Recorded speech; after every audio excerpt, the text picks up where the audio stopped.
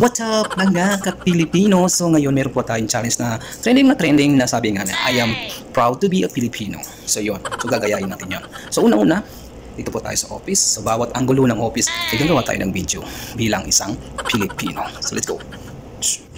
Bilang isang Pilipino, proud na proud ako dahil sinilang ako sa aking sinilangan. Ang bilang Pilipino, ito ay meron siyang ugaling hospitality. Alam mo, bilang isang Pilipino, mahalin mo na ang sarili mo bago ang iba dahil nagsisimula sa sarili ang lahat ng step ng buhay mo. Bilang isang Pilipino, proud to be Filipino.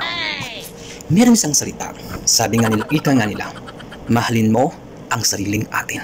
Merong mga taong ganyan, hindi naaalala kung ano ang sariling atin. Mga wika, mga gawaing bilang isang Pilipino.